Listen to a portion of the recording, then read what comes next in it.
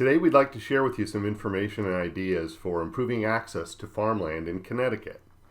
I'm Rachel Murray. And I'm Kip Kolsinskis.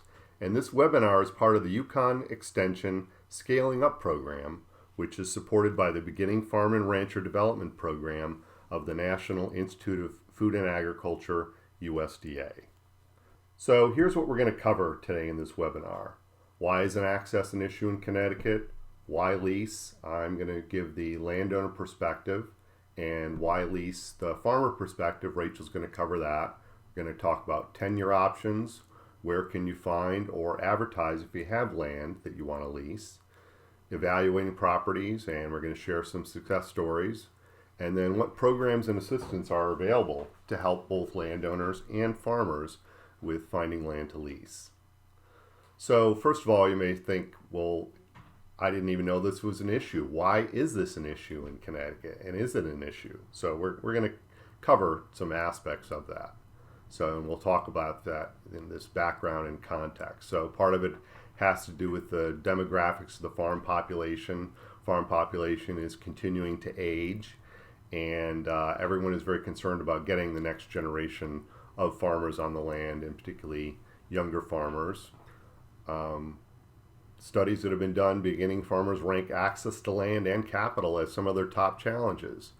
And there has recently been a survey of farmers that are established in Connecticut, and they also list that as one of their barriers to increasing their business and improving their viability. Land costs, decreasing farmland base, we're going to talk more about that. Attention to local and regional food systems. I think that everyone wants to know where their food comes from. USDA has a whole initiative, Know Your Farmer, Know Your Food, and so people are interested in eating locally and seasonally. Land access, more attention and support. I think that because of the recognition that state and federal agencies, municipalities, land trusts are all struggling to understand the issue and what they can do to support it.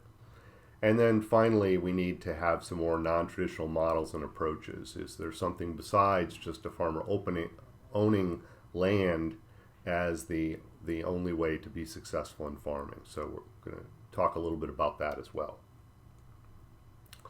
So let's take a look at agriculture in more detail in Connecticut.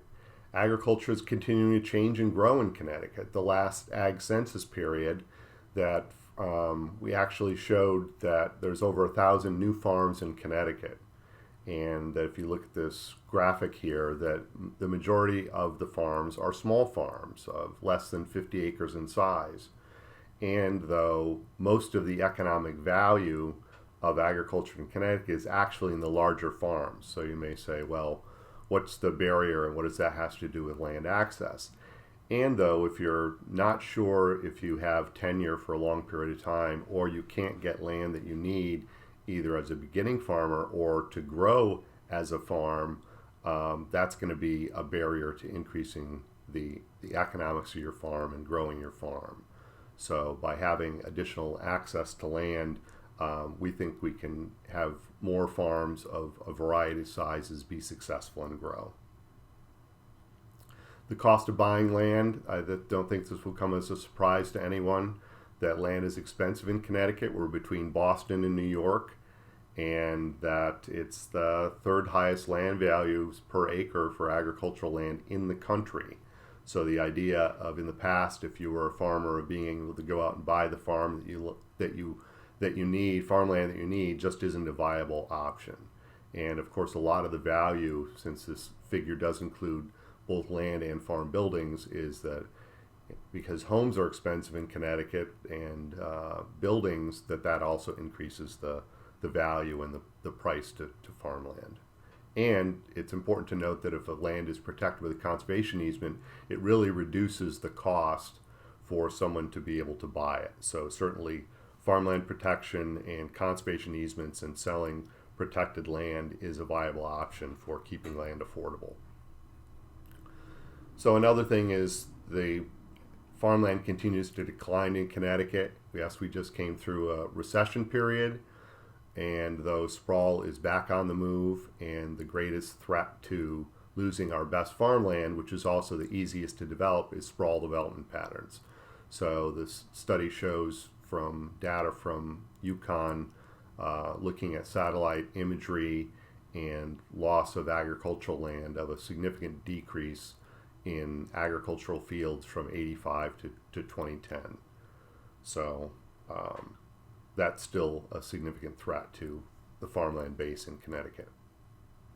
And land access is a system issue. It's not just one thing, and it's something that we all need to work on together.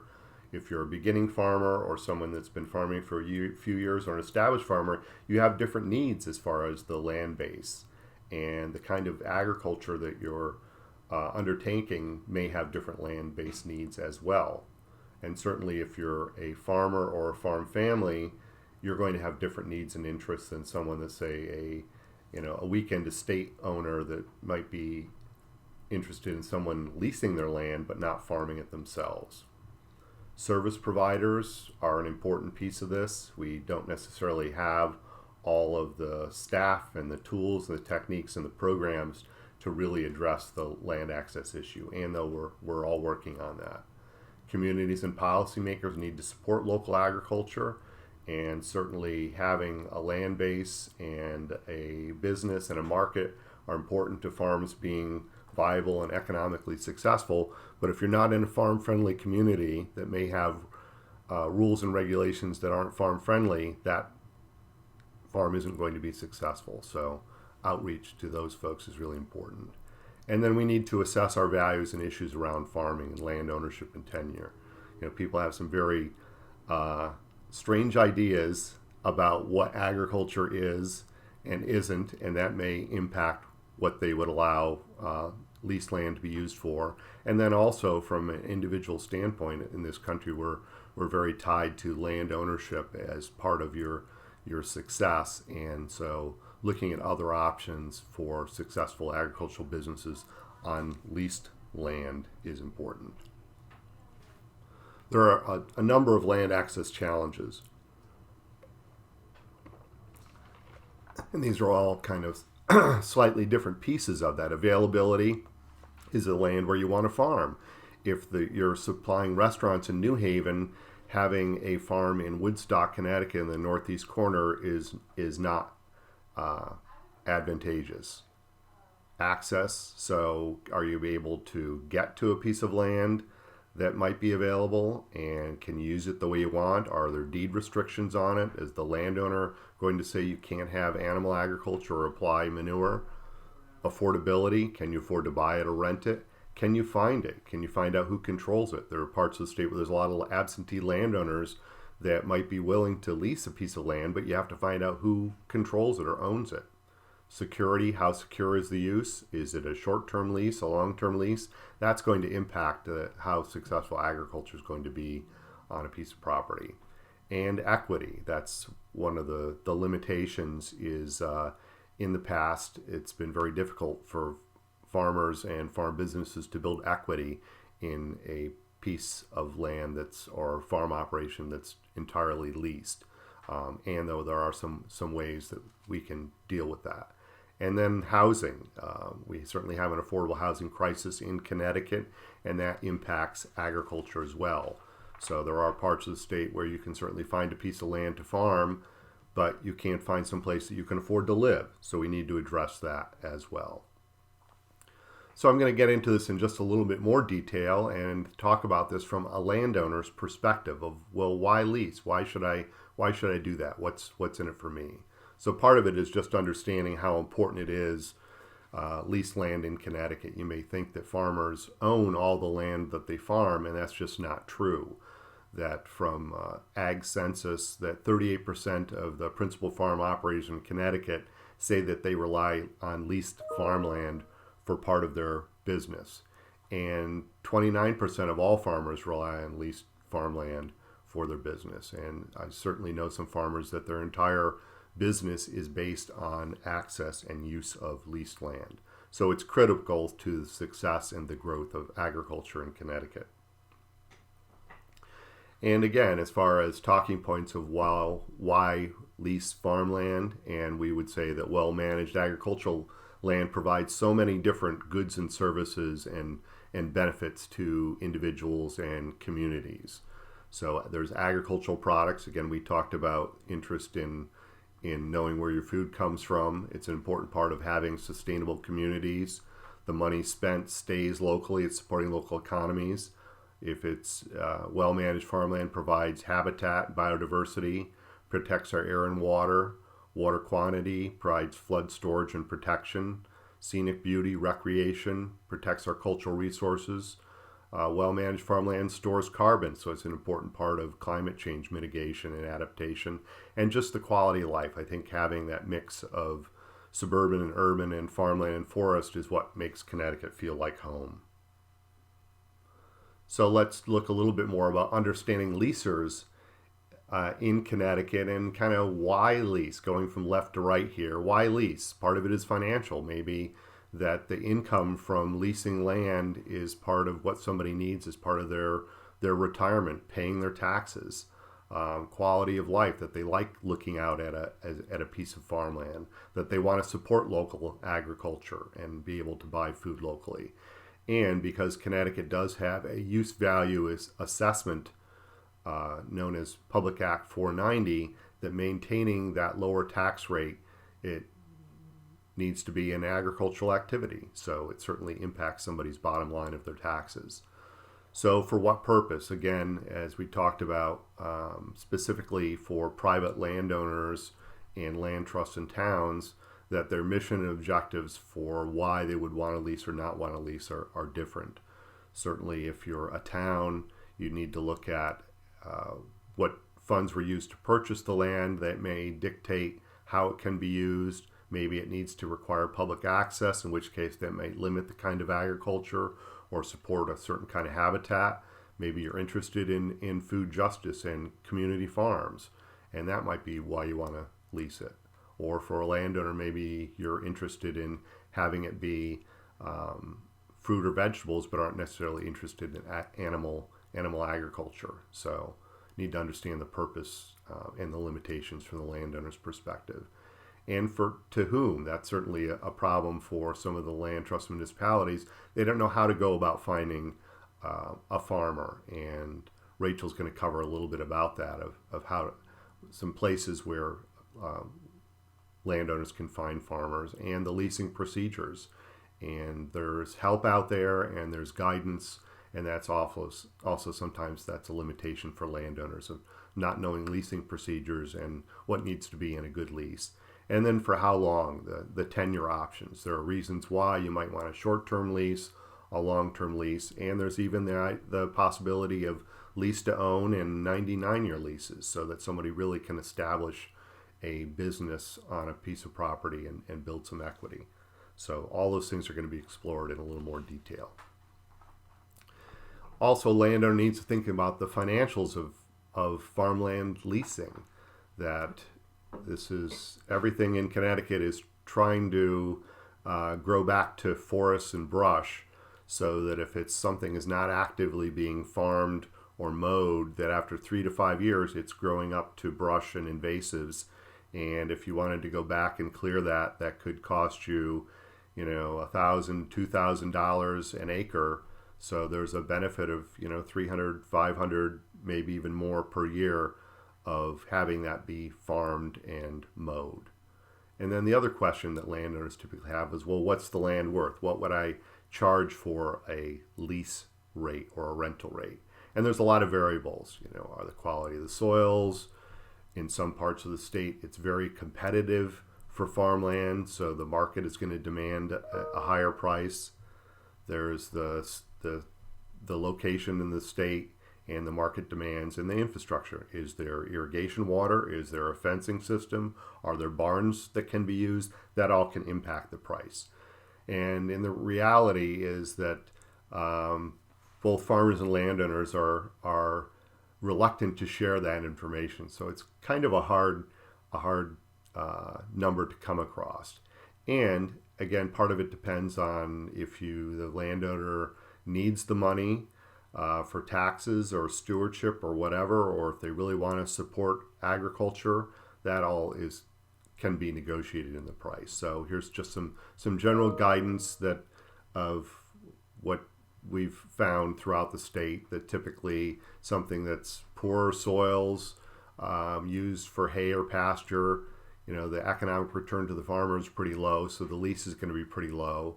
If it's good quality hay land or land for corn silage, you'd expect that it's going to be a little bit higher as far as the rate. And then for something that are really good soils suitable for vegetable production, particularly soils in the Connecticut Valley, that those are going to be at the highest rate.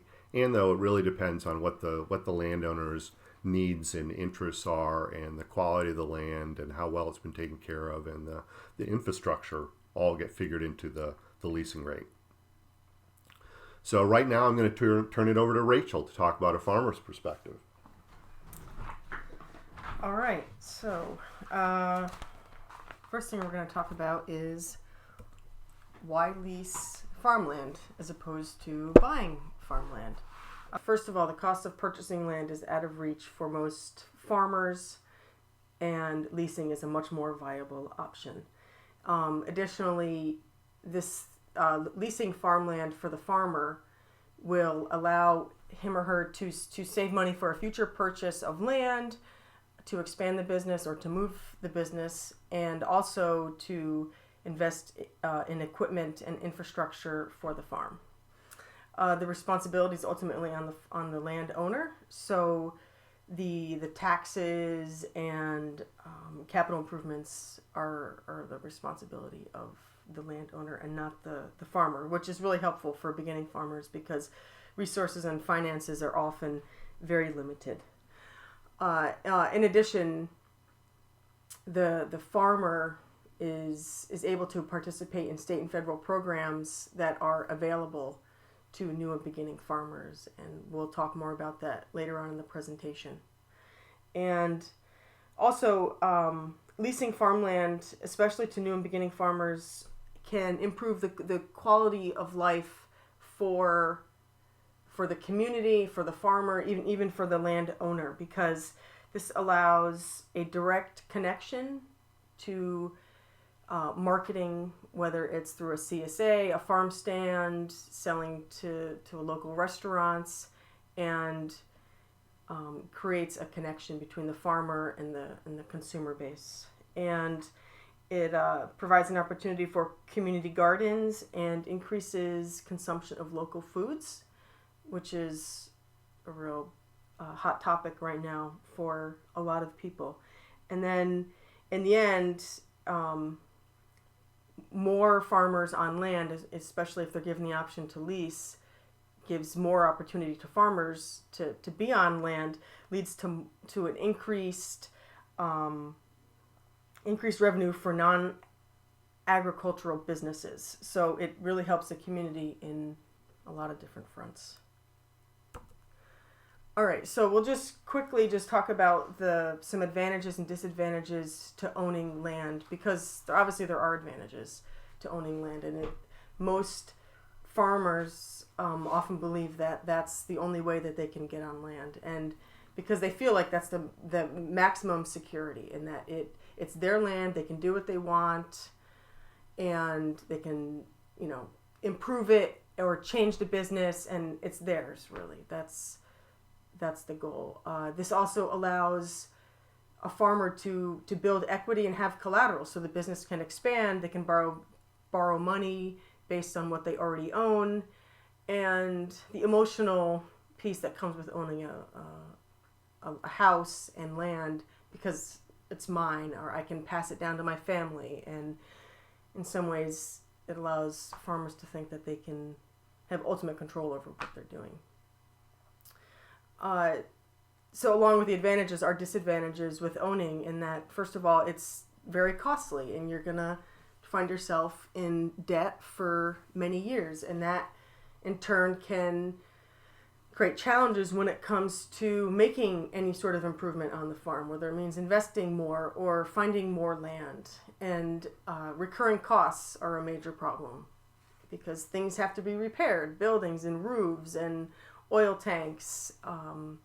So those are costs that are just going to happen and have to be expected to occur. It's permanent, really. I mean, if it's yours, it's yours, and it's more difficult to just walk away. Really, you can't, because you have a mortgage. Versus a lease, you have a time frame on it. So, buying a piece of property, a farmer would really need to make sure that this is what they want to be doing and have a business plan and a long-term goal. And then, lastly, owners owning land can tie up capital that the farmer may have, and that the money needs to go into paying for the land and the property versus even investing in the business and expanding if that's where the business is going. All right, so there are alternatives to owning land outright, and that's what this slide is going to talk about. So first, land trusts are a viable option, and it's becoming more and more important for land trusts to think about this, and for farmers to look towards land trusts and other protected lands to have farmland. This also includes public and town land that is available. There are examples of this throughout the state of Connecticut, and we'll talk about where we can find where you can find this land available on the different sources on the internet. And then some other models that are less common but are successful are farmer-owned cooperatives and communities where a bunch of farmers, several couples will come together and farm a piece of land together, sharing resources and equipment, and talk about markets, and really work together on a larger piece of land. It's not as common, but it is a model that has shown some success, and requires a lot of thorough communication. And there's also the employee work-in idea, which is an employee can work for a certain farm, and over time and with some contracts and communication, eventually take over the business, buy the business with the farm that they've been working on, which allows for the farmer and the employee for the farmer to really get to know each other and build the business in a way that makes sense for both. All right, so leasing is a really important aspect to consider when a farmer wants to buy land, because for some that's really the only option. And it's known that half of U.S. farmers rent some or all of their land. So obviously it's critical, and land trusts are an opportunity to lease some really nice farmland to farmers, especially at a cost that can be workable for the farmer and the landowner. So this allows some flexibility on the part of the farmer, is that if someone has a farm business that they want to try out, that they can go and sign a 1-year lease in a certain area and see, is it going to work, and from there they can change the terms of the lease, especially if it works out well for both the landowner and the farmer. And eventually this can move into a longer term lease and ownership situation if it works out. So someone can start off kind of small and simple and move it into a lease contract that is long term and viable, and does provide the legacy and the responsibility of owning land. All right, so now that we talked about advantages of leasing, we're going to talk about a few disadvantages of leasing, which there are some disadvantages. So the first disadvantage that is most obvious is that there's not the permanence of owning land. So if someone has a lease, they have to continue to renew the lease or change the length of the lease, and it can be a challenge for farmers. And additionally, it limits the options for building equity and collateral for the farmer. So because they don't really own anything, those can be challenges. Additionally, landlord relations can make or break a lease, really. So it's important to really communicate and talk about the important issues on a lease and follow through on your end of the lease as a farmer, and pay on time, and just talk about improvements that you may want to make, or if there are issues with the land, to just communicate in a timely manner with the landowner. Ultimately, you have less control as a farmer when you're leasing. It's the terms of the lease are what determine what's going to happen on the land, and those can be renegotiated, but it's not just like you can go out and do what you want to do. The emotional connection that a farmer may have with the land can be a disadvantage, because they feel like the land isn't theirs, and so that goes along with the legacy issue of owning and feeling like it's mine, or it's something that I can pass down. And leasing can also be a limiting factor to participate in other programs that are available to landowners. Okay, so now we're going to go into a little bit more detail about tenure options. So leasing and the different types of leases that are available, and these can be really complicated, and there's a lot to talk about, but we're just gonna go through the basics of these lease options. So there's a short-term lease. Well, I should say that first of all of these are a signed contract, that we really recommend a signed legal document, even if it's like a one-pager simple document. Really, both parties signing with it written out, with the advice of attorney if possible, makes the most sense. Handshake agreements are very risky and not what we suggest at all. So a short-term lease is really what it says. It's short-term. It's often only year to year, or at the most a couple of years. So, and that's like really the most basic lease, and probably a good idea if you're going into a new area and you're starting out a business plan for the first time and you've never farmed and you're not quite sure what the market is going to be like. A short-term lease is probably a good idea. A rolling lease would be sort of the next step up from that. It's also short-term, but there is it allows you to have a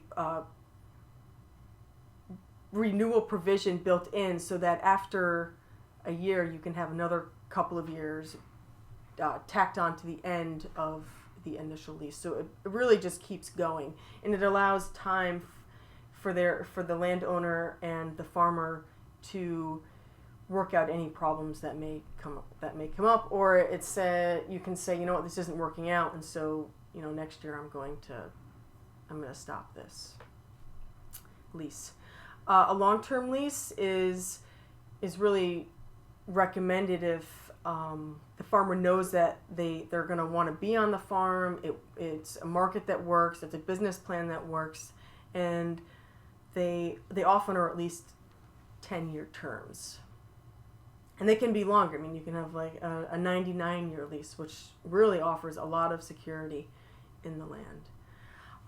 Next is a different type of lease, which is a ground lease, which essentially the leasee owns the building and the ground underneath the specified buildings and infrastructure. So you can have a farmer can have a ground lease on a house and rent the land, which allows the farmer to build equity in the house and have some collateral if they need to borrow money, and also have the land around them available for farming. There's a lot of flexibility in that, and there's a lot of great opportunity for farmers using ground leases. A lease to own is also another arrangement that farmers can utilize, and that especially if they had been on a piece of land for a while, or they have a really viable business and it seems to be growing and succeeding with where they are, they can sign a lease to own contract so that over a certain period of time they can buy the property. And then finally there's a license, which is different than a lease, but it's the most basic form. It allows the farmer to use the land for a specific amount of time and for a specific purpose. So there is a difference between a lease and a license. It's more specific than a lease. All right, so the Farmland Connections Leasing Guide is a document a publication that was put out by the American Farmland Trust and UConn Extension. And this is really a guide for land trusts to use when they want to lease land. And this can be found at the newfarms.extension.uconn.edu/farmland website, and it's downloadable and you can print it out and read it. And it really is a good guide for land trusts to use when they want to think about leasing their land to farmers. Also, there are leasing guides and worksheets available for landowners and for farmers to also utilize. Going to the newfarms.extension.uconn.edu/farmland website, you can find examples of leases and lease guides that can be printed out and really used. And Land for Good is another nonprofit organization based in New England that can offer a lot of information for landowners on leasing, and they offer worksheets and just really valuable information on how to begin and go through the process of leasing land to farmers. All right, so this is sort of the most interesting piece, and where can we finally find the land that we're looking for? So there are several linking services available in the state of Connecticut. So Connecticut Farm Link is just revamped and up and running. It's the Connecticut Department of Ag has redone the site. So land trusts, if you have land, it's great to put it on the Connecticut Farm Link website. There's also the New England Farmland Finder and the New Entry Sustainable Farming Project are two other websites available for landowners and land seekers to advertise land and look for land. And we really recommend, if you have land, just put it up on these sites. And there's other sources. So there's the NOFA, the Northeast Organic Farming Association, Grange, Farm Bureau. Other organizations are great resources to find land and to post land. Look in the Market Bulletin and Country Folks newspaper publications that are available. Again, your land trust. Just talk to your land trust. See if they have any land if you're looking for land. Land trusts, talk with other land trusts and see, what they're doing about posting land and what they have available. The Connecticut Multiple Listing Service does have some agricultural lands available that farmers can seek out, and just look around in your community, because there are going to be, especially in areas where there's a lot of landowners that are absentee, that there might be some opportunities in those sources. It's also important to note that there's not one site like a Zillow where someone could go and see all of the available agricultural land available in the state. It's just not there yet. So there are all of these other little collaborative services and sources available. So you just really have to check out as many as you can to get the most comprehensive look at what farmland is available. All right, so now that we have a piece of property that you want to look at, the farmer has some certain criteria that need to really be considered. So looking at the soil is really the first and foremost thing that the farmer should do. And so the web soil survey is a great tool to look at to see what the soil is like and go on from there. Also, knowing if there's any water available for the farm. If there's any infrastructure, barns, fencing, housing, whatever is on the property, just go check it out. Restrictions on the deed. What are the terms? What can be done? What can't be done? Along with that goes the owner. Since if you're going to be leasing, are there certain things that the owner says you can or cannot do? You really need to be aware of that and have it written down and make sure it's understood. Town zoning laws, state zoning laws, understand what these restrictions might be. An on-site visit cannot be underestimated at all, and it means going at different times of the year, knowing if it floods in the spring, or what's the past use been, or the past weather patterns of a certain piece of property. So if it's a rainy spring, are you not going to be able to plant until June? And how's that going to affect you? The neighbor and other landowner issues. So knowing what your neighbors are like and talking to them about what you want to do, especially if livestock are involved, or spreading manure, and just getting a feel for what it's going to be like in the community. And lastly, does the land need to be restored? How do you need to take care of it?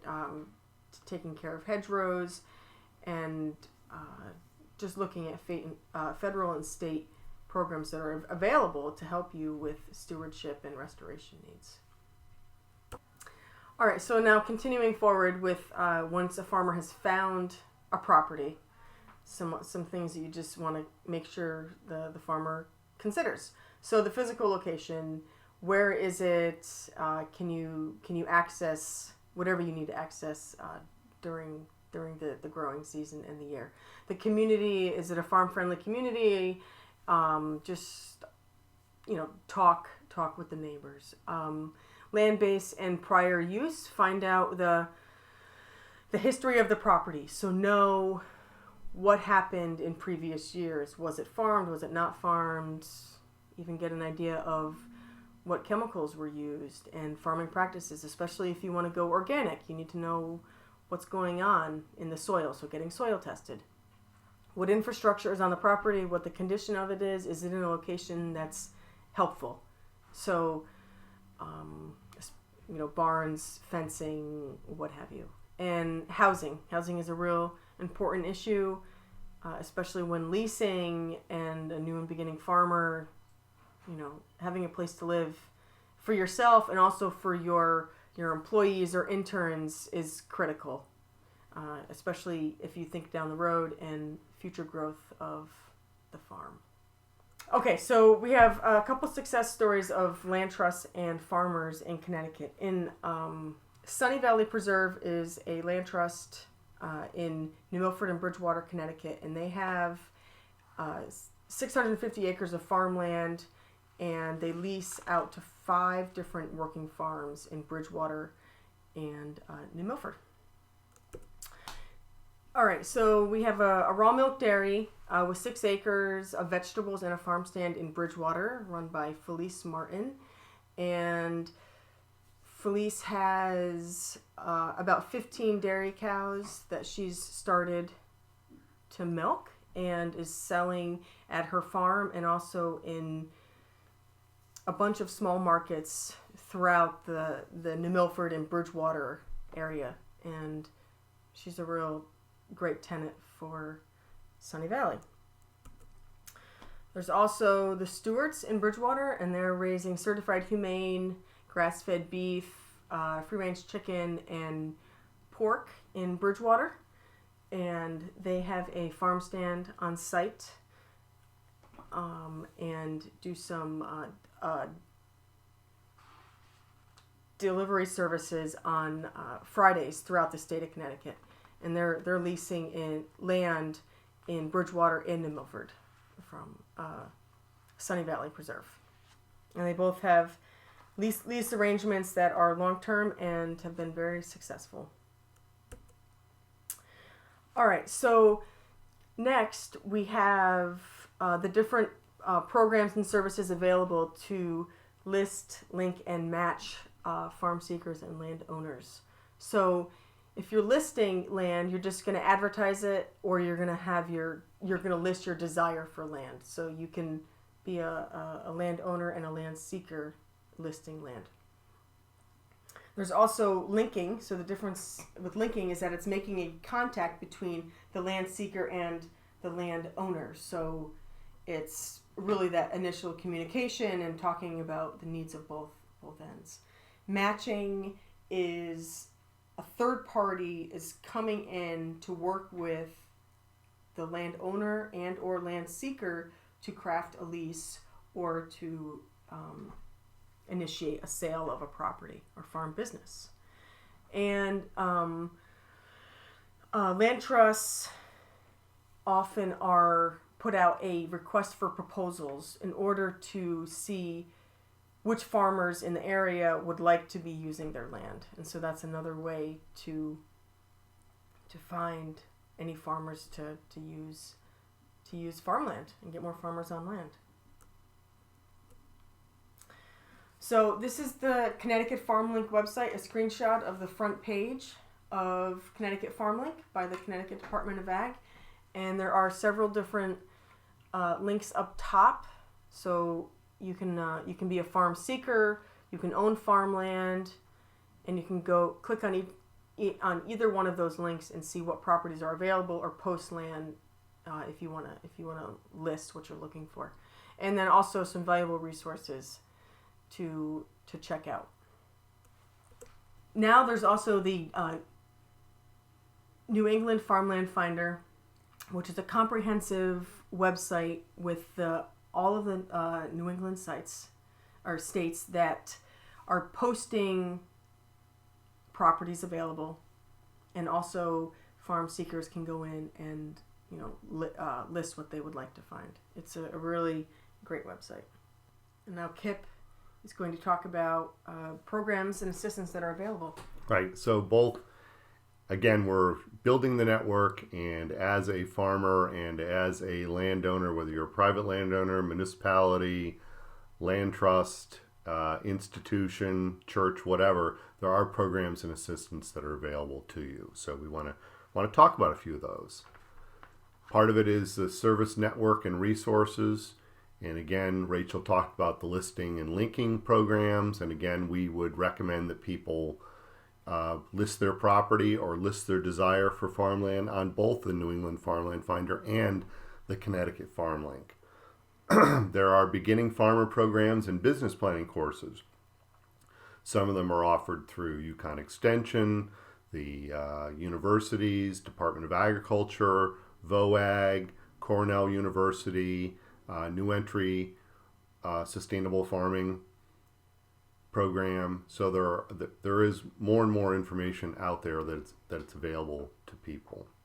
There are organizations that, as you build your network and build your contacts, the New Connecticut Farmers Alliance, Farm Bureau, and specifically Farm Bureau Young Farmers Group, and the National Young Farmers Coalition, Greenhorns, and that the Connecticut Land Conservation Council, if you're a land trust, that every year that they offer training, and typically we've been including some training on leasing of farmland.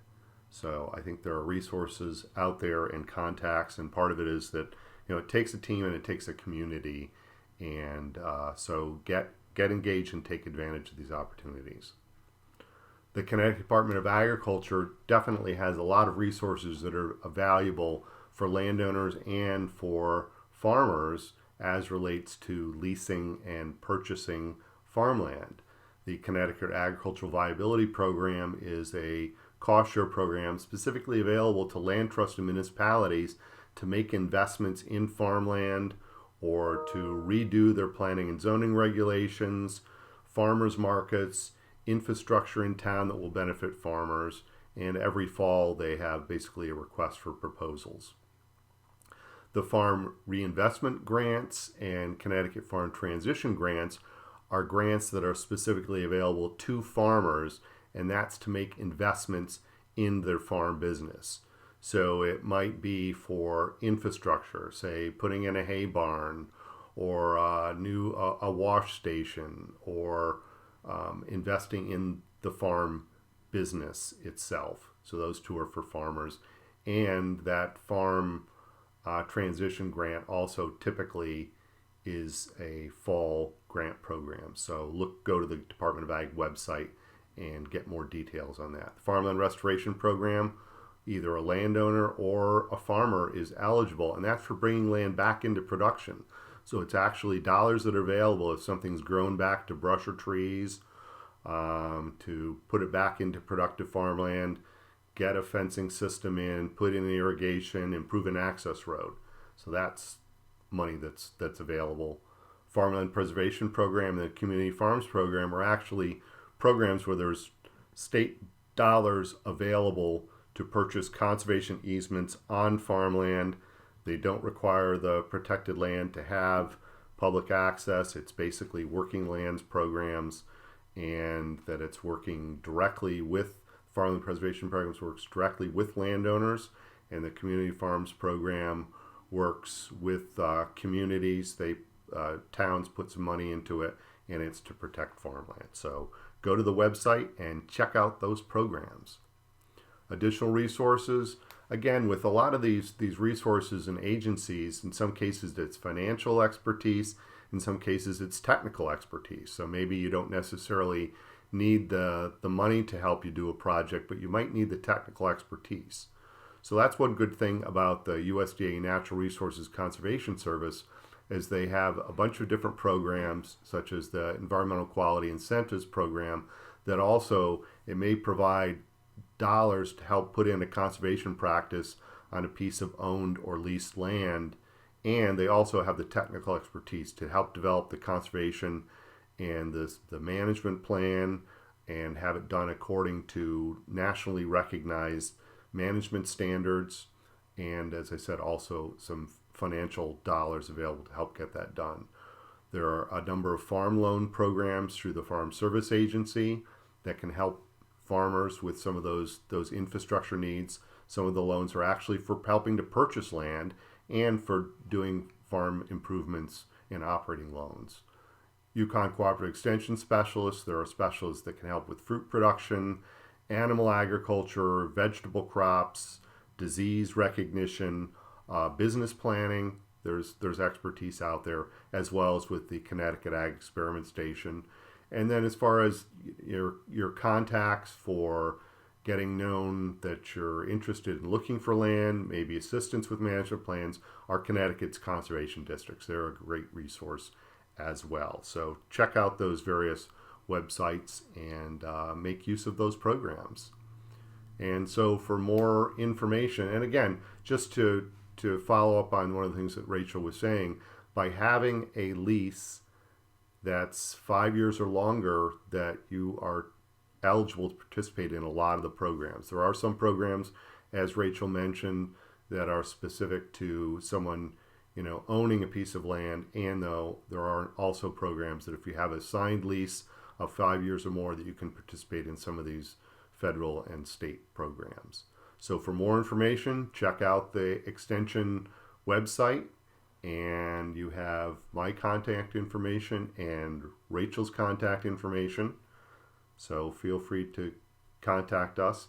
And again, this is something we'd all like to see more of, is well-managed farmland that's supplying fresh food and agricultural products and supporting local economies and doing all of the great things that we know agricultural land can do. And so we appreciate you joining us today and listening to more information about leasing agricultural land. Thank you.